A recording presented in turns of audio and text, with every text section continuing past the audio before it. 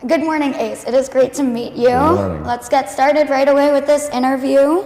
I have a couple of questions for you today about your career, how you got into the profession, and then a little bit more about what we can look forward to tomorrow night.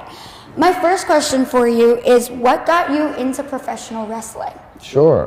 When I was a kid, some of my family members were pro wrestling fans, but my first real memory of pro wrestling comes from watching TV with one of my brothers. We shared a room at the time, and I remember flipping through the channels, and I came across, I believe, TNT at the time, and I saw Shawn Michaels jumping off the top rope, and I just remember being hooked from that moment. So yeah, pro wrestling has definitely been the only thing that I have ever thought about since I was old enough to have thoughts. When did you start training, and how long have you been wrestling? I am going on about 8.5 years professionally now. I started training May 27th, 2014. In the state of Pennsylvania, the youngest you are allowed to train is 17 with parental consent. So I had to wait till I was 17, but even before that, I didn't know that wrestling schools existed. So my plan was to move to California and go to like a stunt training school for doing stunts in movies, because I thought that might open up a door into pro wrestling for me, maybe. And then when I was 14, I got a job at Hot Topic at the Berkshire Mall. And my boss at Hot Topic was a big wrestling fan. He was very supportive. And so when I was about 16 and I was rehearsing for the musical here at Conrad Weiser, he gave me a call and he said, "Hey, I just met somebody that is training to be a pro wrestler over in Allentown, Pennsylvania. I gave him your information." And so they got in touch with me, and that opened up exactly the door that I needed to start training. I was planning on moving to Florida because I found a pro wrestling school in Florida. But there was a Wild Samoan pro wrestling school, and the Wild Samoans are a very important family inside of the pro wrestling world. So I found the Wild Samoan Pro Wrestling Training Center in Allentown, and I used the money that I had saved to move somewhere else and train, to just pay for most of my training. And I started at 17, trained for a year. As soon as I turned 18, they put me out there into the world, and it didn't take very long for things to pick up for me. So it was about 3 years till I got my first TV contract, and then I've been on TV for like 5 years now, yeah. Wow, that sounded so sarcastic, sorry. But that's amazing. If someone else had this dream, how would you recommend they go about it? Yeah, so a good wrestling school, I think, is the most important foundation for becoming a pro wrestler, obviously. Being trained properly in any profession or anything that you want to do, I think, is paramount.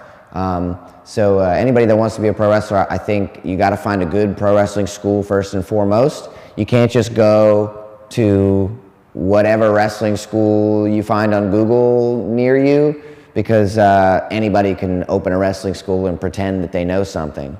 But you need to be trained by people who know what they're doing, but who also have connections, because who you know is so important in show business. The same goes for acting, and the same goes for pro wrestling, and the same goes for a lot of jobs, really.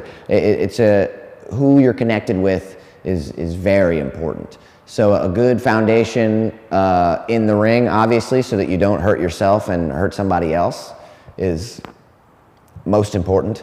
And then getting connected with the right kind of people who are going to open up doors for you and lead you in the right direction is important. And some of that has to do with traveling. It's important not to stick to one area. I met a lot of people when I started wrestling who were too afraid to leave Pennsylvania and try anything else, anywhere else. And because of that, they never left Pennsylvania.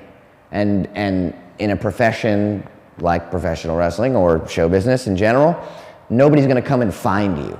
You've got to spread yourself, far and wide so people know who you are. Yeah, highly agree. When you think of your highs and lows of your career, what has been your biggest high? Biggest high.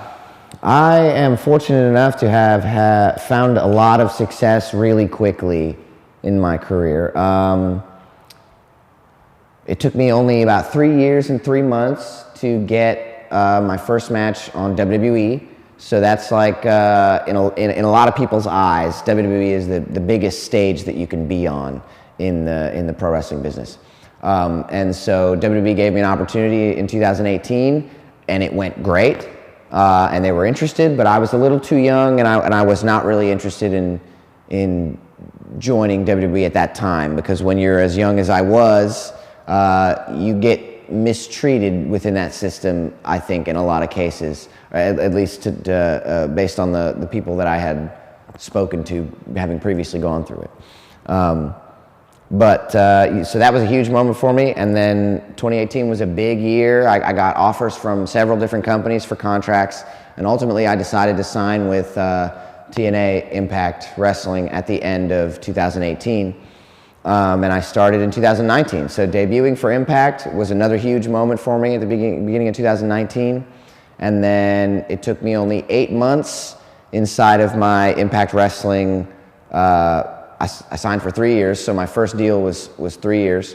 It took me about 8 months to win my first X Division championship. So the TNA Impact X Division championship is one of the most prestigious championships in our sport, and it's been one of those huge goals of mine since I was a kid watching wrestling. So becoming X Division champion for the first time in a sold-out arena in Chicago in a ladder match back in 2019 was arguably one of my biggest highs for sure. I've had the X Division championship 3 times since then. I've been a tag team champion twice now since then. And next to that would probably be Japan. Japan was a huge goal for me, and so the first time I got to go to Japan and do a tour was breathtaking, getting to be in front of such an amazing crowd like the New Japan Pro Wrestling audience. So, yeah, those are a couple. What is it like interacting with like wrestling fans when you go out and do all this stuff? Yeah, wrestling fans are one of the most important aspects of what we do. It's a kind of a lot of the basis of what we do. Without fans, we wouldn't have anything to stand on. You know, we would just be recording a show for nothing in front of nobody.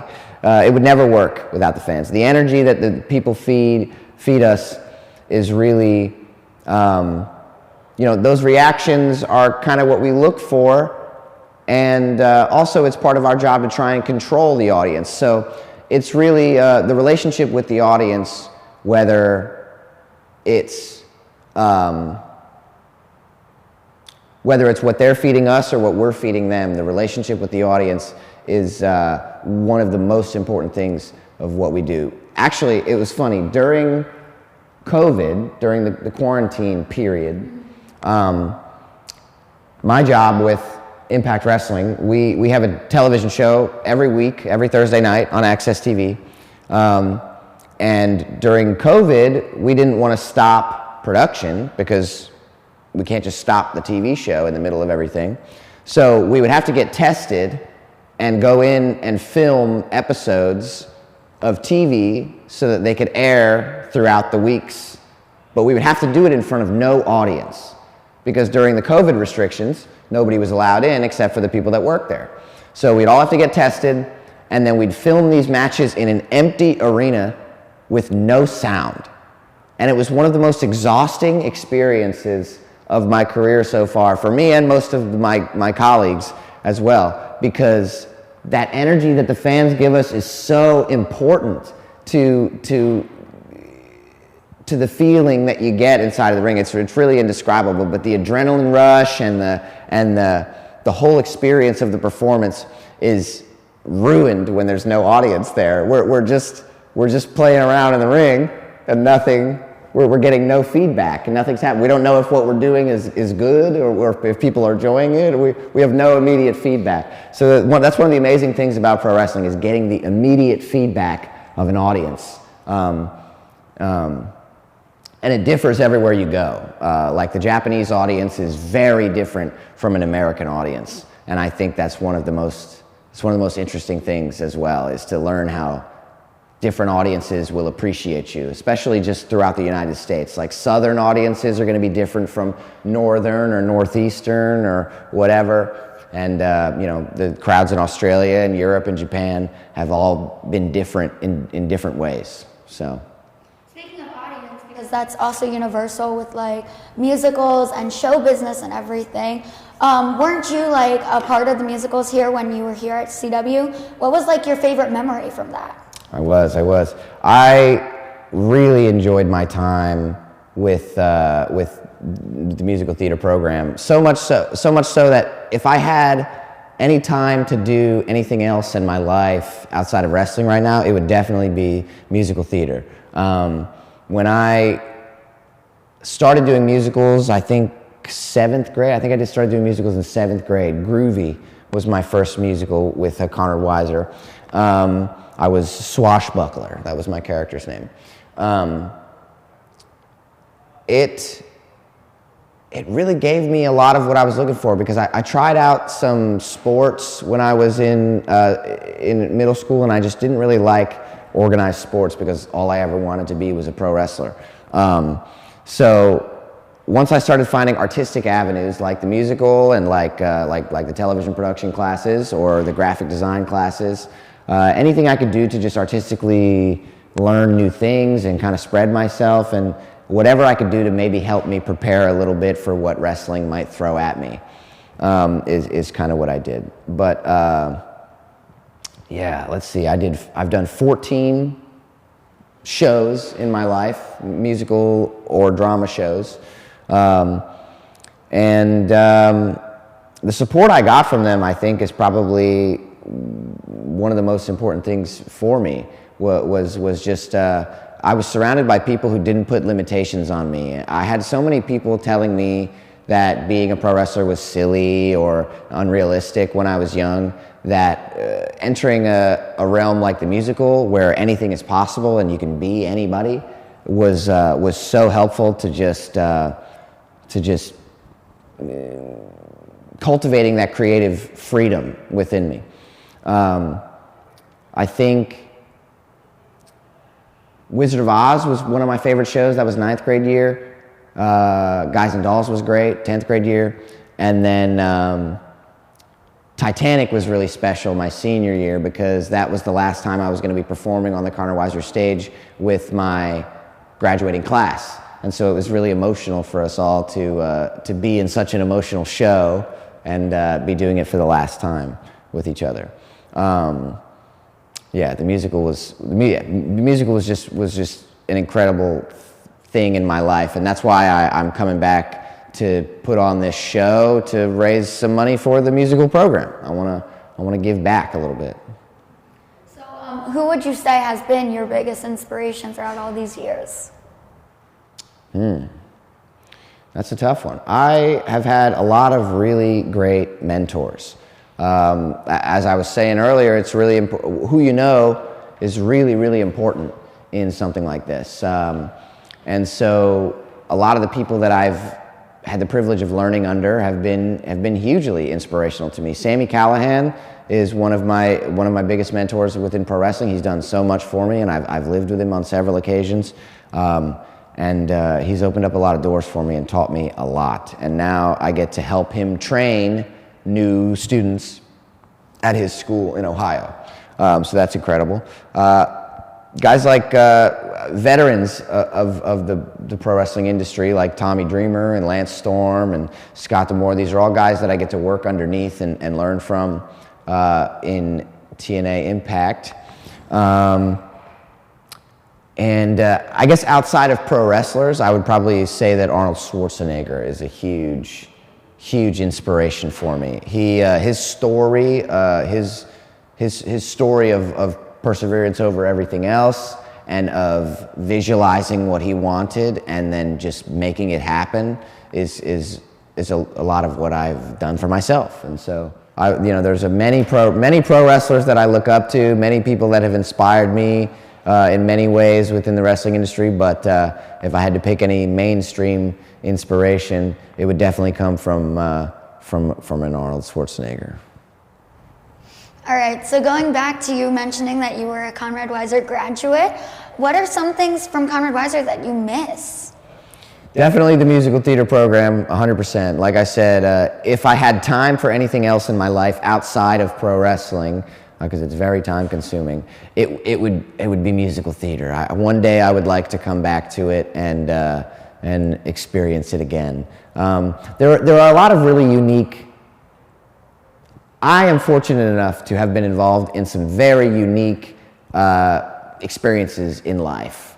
I think being on stage in doing something like a musical is something you cannot really explain to somebody. It's something that you have to experience for yourself. The rush of like being on stage and putting on a show and feeling the music reach a climax and having the audience like react to the things that you're doing. It's such a special interaction. But with musicals, you are acting out a scripted, written performance. And the unique thing about pro wrestling on the other end of it is it's not a scripted, written out performance. It's what you might consider theater in the round. It's happening in front of you. What we're doing is unraveling in front of you. The audience, if you go see the musical Friday night, and then you go see the musical Saturday night, you're going to pretty much see the same thing. That's not the case in pro wrestling. You're almost never going to see the same thing. The same thing can almost never happen the same way twice. What we're doing in there, it's like I said, it's unraveling in front of you. We are dictating our movements. We are changing the path of the match based on the feedback that we're getting from the audience. And so that's just one of the most spectacular things about it. But yeah, I do miss doing musicals very much. I really enjoyed the television production class as well. The projects that I got to create in the TV class were really amazing, and it gave me a lot of, again, creative freedom. Like that's always what I was looking for in school. And I think that's why I didn't like sports a whole lot, is because it was just like, you know, I guess it was an all for one mentality, and I was more one for all. I liked the creative freedom. I liked to create, and I liked to have a vision of something, and I liked to present it to people and see how they consumed it, you know. Yeah, I think I spent most of my time in school was spent down in the music department or down in the graphic production department. Is there still a graphic design class down there? Yes, there is. Yeah, awesome. So yeah, most of my time, my free time in school was spent either down in the music wing practicing for band and chorus or the musical, or down in graphic production where I was screen printing t-shirts and making mugs and stuff, just creating. So can you explain a little bit more of what we can look for at the Saturday night's event? Yeah, I think Saturday is going to be really special in a different way than a traditional pro wrestling event would be, because this is not like a, hey, here's a pro wrestling show with a bunch of these pro wrestling people that everybody's supposed to know. So come and see this big show with a bunch of bells and whistles and production and lights and all that sort of thing. This is not that. What I wanted to do with this show is I wanted to bring a really easy to understand and easy to consume from a consumer perspective, an easy to watch pro wrestling spectacle to a place that's maybe never seen it before. I know for a fact that there's never been a professional wrestling show in the Conrad Weiser Gymnasium. I know that there's never been a pro wrestling show in Berks County, Pennsylvania. So what I'm trying to do here is not only help the musical theater program, which was incredibly important to me as a student. They lifted me up. They encouraged me to chase my dreams, and I want to give back in whatever way I can. So not even just to help raise money and support the program, but also because I have been able to see firsthand how people react when they see a show for the first time. I can't tell you how often I perform at an event and I have people come up to me and say, oh, this is my first time at a pro wrestling event, or this is my first time bringing my son to this pro wrestling event, or my girlfriend to this pro wrestling event, or whatever it is. I've seen so many first-time people who get swept up in the magic of what we do, and that's what I want to do. I want to bring this magical thing that has given me so much joy for my entire life. I want to bring this magical thing to a place that that I know doesn't understand it, because they didn't understand it when I wanted to be a pro wrestler, when I was here. When I told people I wanted to be a pro wrestler, they didn't understand it. And that's okay. It's not an easy thing to understand. But you don't have to understand it to enjoy it, to get swept up in the magic.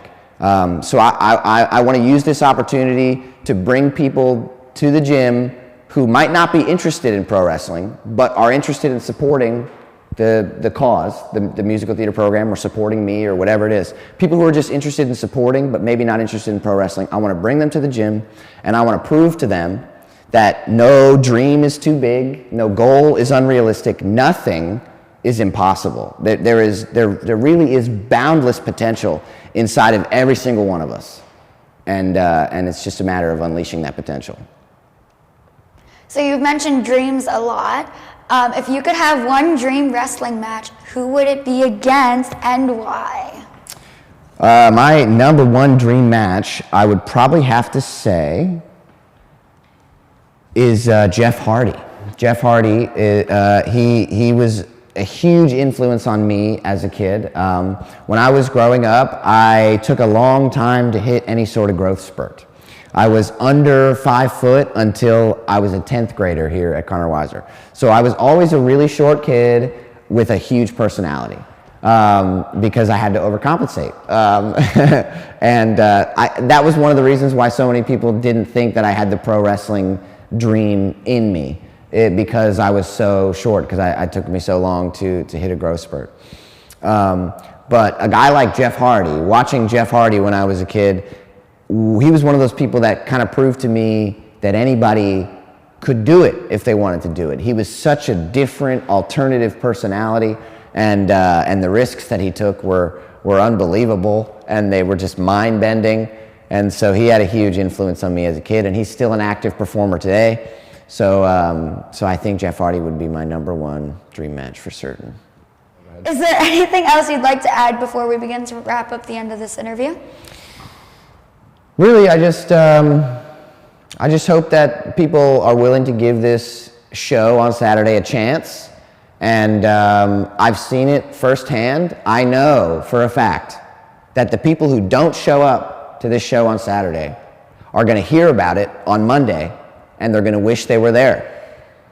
And it may or may not happen again. I cannot guarantee, I cannot confirm or deny. We here at CWTV would like to thank Ace Austin for joining us again today for this interview and working with the CW Musical team as well as the Conrad Weiser School District to bring such a great production to our school. So please come out Saturday night to the high school gymnasium to see Ace and the rest of the wrestling group perform for your entertainment. Tickets are $5 for the student section, so come out and have some fun with us on Saturday night.